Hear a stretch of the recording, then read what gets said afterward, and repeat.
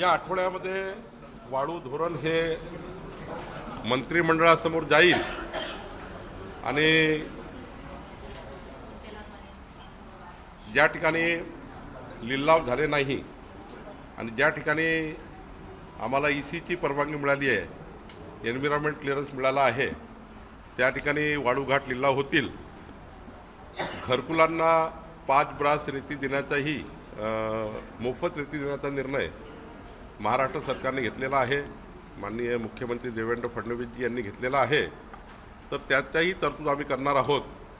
एकंदरीत जेवढी मागणी आहे तेवढी पुरवठा होईल असं वाळू धोरण आपण तयार करतो आहे. सोबतच एम सँड धोरण येत आहे, जे जे दगडखाणीवरनं तयार केलेली वाळू, जी वाळूचे क्रेशर्स मोठ्या प्रमाणावर या महाराष्ट्रामध्ये प्रत्येक जिल्ह्यामध्ये आम्ही यांना प्रमोट करतो आहे.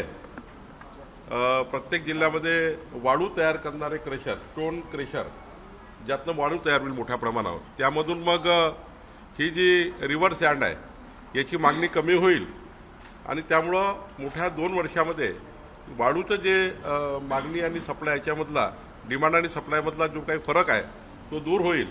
मोठ्या प्रमाणावर प्रत्येक जिल्ह्यामध्ये आता स्टोन क्रेशर लागणार आहे, त्यातून वाळू तयार होणार आहे. आज कुठल्या विषयावर तुम्ही बैठक घेताय? उन्हाळा तापायला लागलेला नागपूर शहरातला पाणी पुरवठा नागपूर जिल्ह्यातला, याबाबत बैठक. नागपूर जिल्हा, नागपूर शहरामध्ये आम्ही या ठिकाणी वॉटर स्केअरसिटीची बैठक घेतो आहे.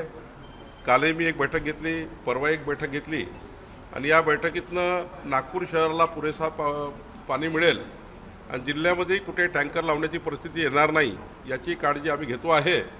एक 37 कोटीचा आराखडा आम्ही तयार केलेला आहे आणि नागपूर शहरामध्ये 22 तारखेला मी पुन्हा एकदा शहराची बैठक घेणार आहे आणि यातनं नागपूर जिल्हा, अमरावती जिल्ह्याची पाणी टंचाई दूर करण्याचा, अमरावती जिल्ह्याचाही पाणी टंचाई आराखडा मी मंजूर केला आहे.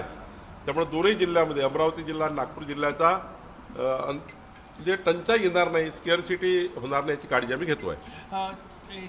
संजय राऊत म्हणाले की एकनाथ शिंदे काँग्रेसच्या वाटेवर होते. अहमद पटेल यांच्याशी त्यांची दिल्लीत भेटही झाली होती. अहमद पटेल आज ते सांगायला नाही, पण त्यांचं असं म्हणणं आहे की भेट सुद्धा झाली होती पहाटेच्या वेळेला दिल्लीत. या राज्यामध्ये विकासाचे खूप प्रश्न शिल्लक आहेत.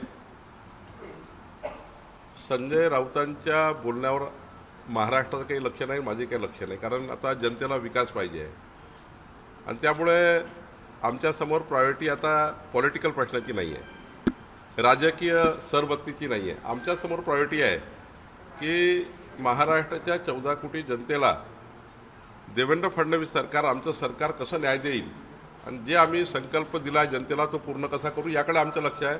संजय राऊताकडे वगैरे आमचं लक्ष नाही आहे. माणिकराव कोकाटे यांच्याबद्दल जे कोर्टाने निरीक्षण नोंदवले, खूप टीका होत आहे. माणिकराव कोकाटे यांना जर अपात्र ठरवलं असतं तर तिथे निवडणूक घ्यावी लागली असती, खर्च झाला असता, असं कोर्टाचं निरीक्षण आहे. लोक टीका होत आहे या गोष्टी. नाही, आता कोर्टाने काय त्या ठिकाणी जे काही टिप्पणी केली असेल त्यावरती मला सविस्तर वाचूनच बोलावं लागेल. बुलढाण्यामध्ये एका शेतकऱ्यानं आत्महत्या केली. त्याच्या पंचक्रोशीमध्ये पाण्याची मोठी समस्या होती आणि काही दिवसांआधी राज्य सरकारनं त्या शेतकऱ्याला पुरस्कार देखील दिला होता. असं आहे की आता तिथली काय परिस्थिती निर्माण झाली, प्रत्येक वर्षी वेगवेगळ्या भागामध्ये वेगवेगळी परिस्थिती निर्माण होते. कधी पाऊस असतो, कधी नसतो, कधी टंचाई असतं, कधी पूर्ण पाणी असतं. प्रत्येक वर्षी परिस्थिती बदलत असते त्या भागामध्ये. त्या ठिकाणची काय परिस्थिती झाली याचा नेमका मी त्या ठिकाणी अहवाल घेईल किंवा आढावा घेईल. महाराणी ताराराणी यांची समाधी जी आहे ती दुर्लक्षित आहे. सातारा येथे संघबावली इथे त्याची ही समाधी आहे, तिथे दुर्लक्ष आहे. म्हणजे अनेक आता पावलं उचलण्यात येते वेगवेगळ्या समाधीची. त्या बाबतीत सरकारकडे याचा विचार झाला पाहिजे आणि तो नक्की करू. पंजाब के अमृतसर में मंदिर के ऊपर ग्रेनेड फायर हुआ है, कैसा देखते हैं?